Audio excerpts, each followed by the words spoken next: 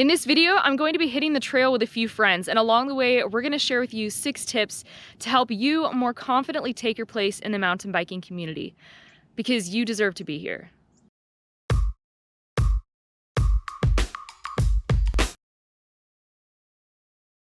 A lot of the tips that I want to share with you guys in this video are things that I've had to work on, and I've definitely seen a lot of other riders out there struggle with them, especially women. So I hope that it will help you, and I hope you have fun riding along with us today. I'm here riding with my friends Amaranth or Ammo. This is Ashley and this is Joanna. Joanna and Ammo are coaches with SMBA, and Ammo is actually a co-owner of Sedona Mountain Bike Academy. And Ashley comes from a guiding background, and I love riding with these ladies whenever I can. We're gonna have a quick word about the sponsor of today's video, and then we'll hit the trail. This video is brought to you in partnership with CompetitiveCyclist.com. Competitive Cyclist carries everything you need to support this little cycling habit that we all seem to share. They have everything from bikes to components, other gear, tech gadgets, apparel. They've pretty much got it all. So make sure you head over to CompetitiveCyclist.com and use the code DustyBetty15, which will get you 15% off your first order. I got a couple of awesome new gadgets in my latest order. First is the Hyperse Hypervolt Go. It's one of those cordless, rechargeable, very portable massage guns. I wasn't sure if this was going to live up to all the hype, and boy does it. You know, if you ride your bike a lot, you know it can do some pretty terrible things to your body if you don't take care of yourself. And so what I found just in the week that I've been using this is that this can be a fantastic part of my self-care routine to keep me on the bike. It comes with a couple of different attachments. And yeah, I love that it's so small. This is going to be easy to toss in my bag and take with me on, for example, my upcoming trip to Moab. So that's definitely going to come along. I'm also really excited for my new Wahoo Element Roam bike computer. I've been using the Wahoo Element Bolt for a number of years, and this is a slight upgrade. It's a little bit bigger, it's color, it's quicker, so it syncs everything wonderfully. If you are not familiar with Wahoo products, oh man, you should be. They have all the same incredible features that you want to see in a technical gadget like a bike computer, but nobody, and I mean nobody, touches Wahoo for usability. They just make it so easy for you to unlock and use all those features that you want to be able to utilize when you buy something like this without the intimidation and frustration. These products are just so easy to use. So I'm excited for that. So make sure that you head over to CompetitiveCyclist.com, get anything that you need for your cycling needs, and don't forget to use that coupon code. All right, back to the video. Whoa, don't hit the snake.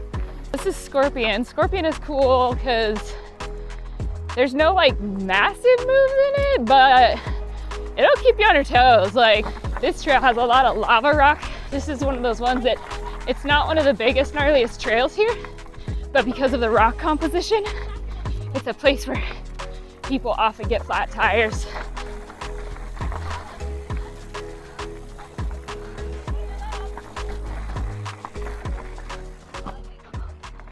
Tip number 1 is to start saying yes to riding with people who are better than you. If you're like me, first couple of years I was riding, it was like an automatic no because I never wanted to be holding anybody back. But since I changed that, it's really when I progressed because it pushed me to ride trails that had features that I knew I couldn't ride. I get to see different lines because everybody rides the trail a little bit different. And yeah, it just really helped me like bring up my level of riding. I would say top 3 best ways to improve your riding is to ride with people who are better than you. And if you're invited, you're welcome. So personally, if I have a ride at a certain pace that I want to go do, I'll invite people who are going to push me at that pace or match that pace. And if I'm looking to have a more casual ride, like I'll invite everybody. And that social aspect of riding together is one of the most beautiful parts about being on bikes and connecting in the outdoors. I think that being on a group ride or in that situation where you're riding with a bunch of other people, we put this pressure on ourselves, but it's really just ourselves putting this like pressure that no one else is putting on us. So if we can get over that and overcome that and just ride and remember why you ride your bike is to have fun in that environment, then that's awesome. That's a good place to be. One of the things that I'm learning to do is challenge my thoughts and recognize that you shouldn't believe everything you think because thoughts are not necessarily facts. And so little things like that, like context that we put on it, like, oh, I'm annoying everybody, I'm slowing everybody down, like that's your thoughts. And one thing that I'm starting to learn is it's not necessarily just the things that happen in your life that affect the way you feel. It's what you think about the things that are happening in your life. So I think it's a really good opportunity to decide, is that an accurate thought? Could I replace that with something else that's a little more accurate? Like flip the script instead of being like, oh my gosh, I'm holding everybody back. I'm gonna be so slow. I'm gonna be at the back of the pack, and be like, no, I'm here for a reason. I have value to give to this ride. They want me to be here, and I am feeling this with my presence and being there. I think is awesome. So one caveat I will put in there is that it's okay to say no to riding with someone that's better than you if it's a function of good judgment. Yeah, if it's someone who you know, like, no, this is not going to be a positive experience, All have that's that okay. one person in the community who are like, Yeah. do we want to ride with them? Yeah. But I think that would be the exception to the rule. Yeah. We're going to hop on a trail called Pyramid now. There is one step down kind of ledge on it that you can roll. And sometimes I ride it and sometimes I don't. So we're going to look at it today. It's a good one to do when you got a group of friends. Sometimes it helps you feel a little more relaxed and comfortable. I guess if you have the right friends. If it doesn't make you feel more comfortable when you ride with a group of friends, then screw those friends and get new ones, please. Let's hit it.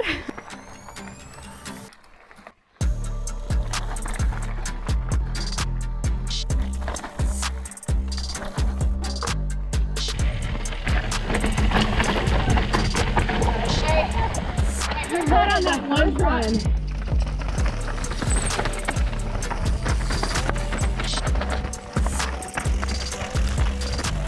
So on stuff like this, especially these ledges coming down through here, I always think about taking the higher line. And that allows me to have more room for potential errors, right? So if I'm already down here, taking this downhill line, that can get me stuck in some bad situations. So when I'm looking at this, also what is a straighter line here? So staying up high through here. And this does look more intimidating, but in fact it is a roll. Yeah. Yeah!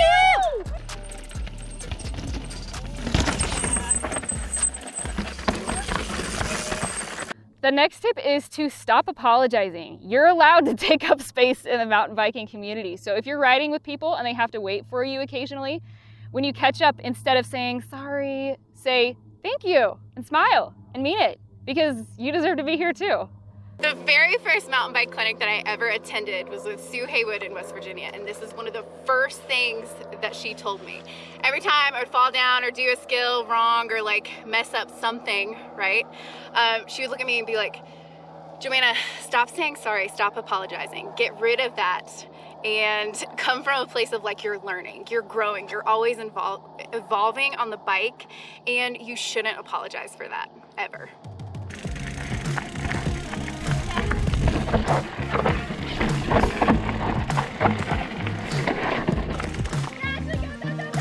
Yeah!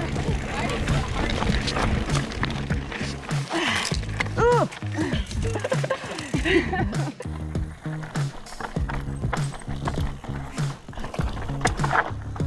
That was spicy.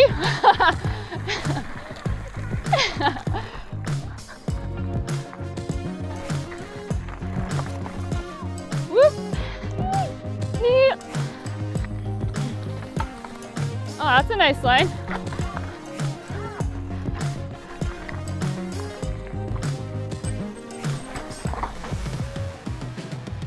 Next tip is to celebrate your wins. Like, get enthused, get stoked. I know it's really easy to get to the end of a ride and think about all the sections that you didn't ride, that you're disappointed in yourself you didn't ride.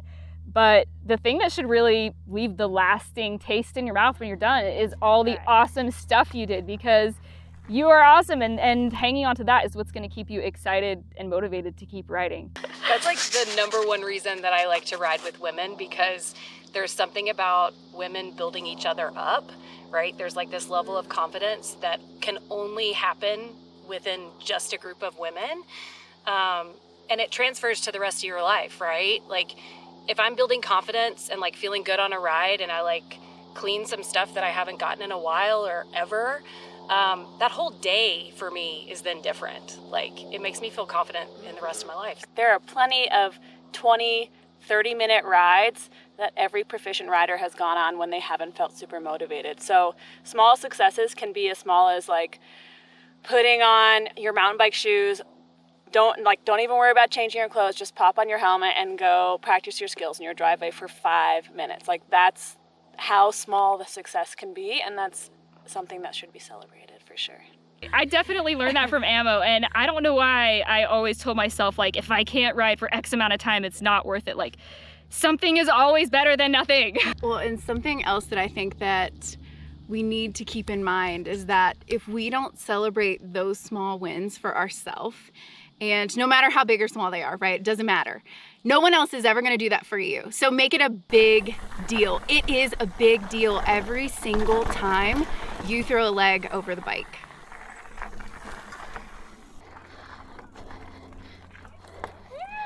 Yeah. Woo! Yeah. The next tip is to enjoy the journey, enjoy the process of progressing, because progress in mountain biking, it's not always going to be linear. And sometimes the work is the reward. I think we get so fixated on a specific goal that we forget, like, hey, this whole process can be enjoyable if I just decide to change the way that I think about it. I like to think of the get-to mindset. So no matter what you're doing, maybe you're suffering up the longest, hardest climb, you can say to yourself, I get to be on my bike today. And there are countless people out in the world who don't have that privilege, don't have that blessing. So like Joanna was saying, like flipping that script, keeping things in context and seeing if you can find just one reason. Like, I get to enjoy this view on this climb that I'm suffering. I get to push my fitness. I get to have that delicious snack after my ride, whatever you need to tell yourself. That's something that's really helped my mindset. Next tip, switch up where you ride in the pack when you're on a group ride. If you tend to be the person who's always like, I'll sweep because I'm, and you always have your reasons, or maybe you always ride in the front, but you're like, hey, I'm always riding by myself because I'm totally hardcore and I'm super fast. I want to be around people because I actually have the chance to ride with people. Then, maybe ride a couple places back in the group. Do something that's like a little bit uncomfortable for you, and it can always switch up during the duration of the ride, but gives you a chance to talk to people you maybe don't get to chat with normally too. Most of the time on group rides, nobody cares.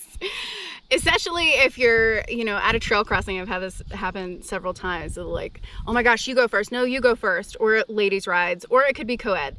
Somebody doesn't want to go first. Well, go first. Push yourself to set that pace. That's okay. For a long time, I didn't go first. And then I was like, you know what? It's fine. Like, they want me to set this pace. Also, something else that it does is it helps you step into this leadership role as a female and be seen as a female who is leading in your community or just on that group ride. So it's you showing up for other females to lead the way. And I think sometimes when there's that moment of hesitation, like, who wants to lead? Like, that is like good riders giving you an opportunity, saying, yeah, for real. Does anybody who doesn't normally lead, like, actually want to lead? So take that moment, that awkward pause, as a genuine invitation to step up. If you're with the right people, they're going to support you. And, they're going to be stoked that you're in the front. I was thinking about this time, it was like 2 summers ago that I rode with a bunch of guys and we were at the top of Ant Hill and they were looking around like, hey, who wants to go first on this? And I was like, oh, terrified. I've never gone first on a group ride. And so I was like, all right, I'm doing it. I'm pushing myself out of my comfort zone. Went first. We get down to the bottom of Grand Central and they all look around. They're like, oh my God, like what kind of pace was that? Like you were going so fast. And I just realized like, it doesn't matter. And they wanted to ride with me. They wanted to follow my line. And that was a big game-changing point in my riding to be like, you know what?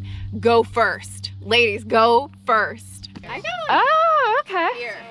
And honestly, it's like...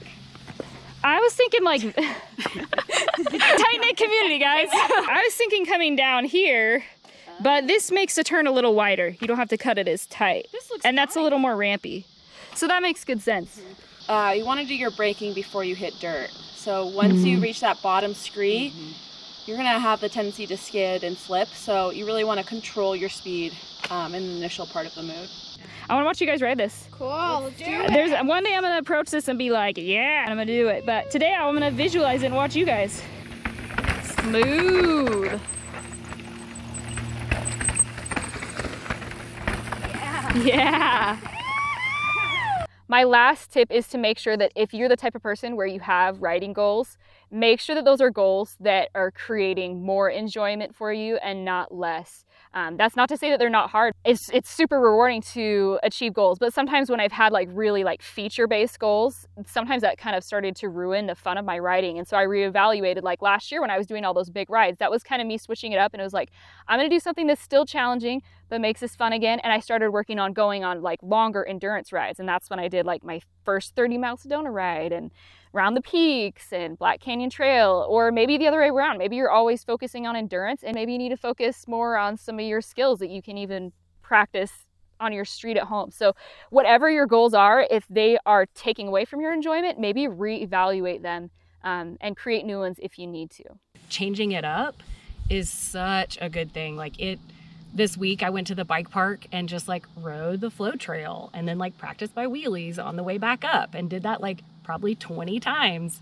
And it was so much better than just a trail ride. I think this is where coaching comes into play. And if you have a really good coach, they are going to see where, you know, maybe you're pushing yourself too much, or you're just like stuck in this one skill. And sometimes we need to regress in order to progress on a certain skill.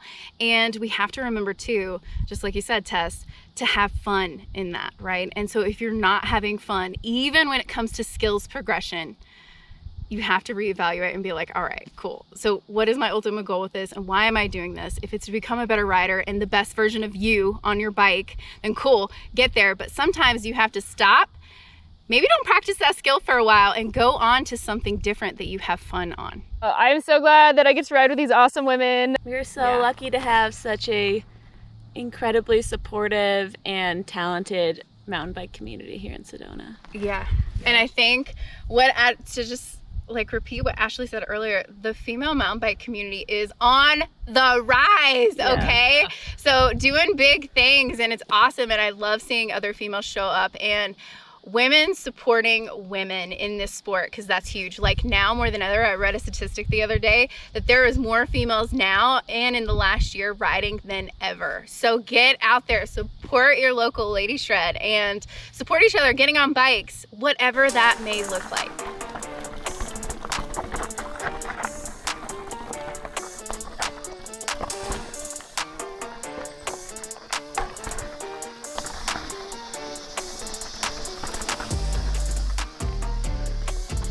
Woo!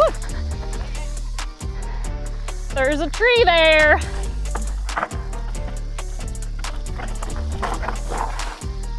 Yeah. Woo! Thanks, ladies.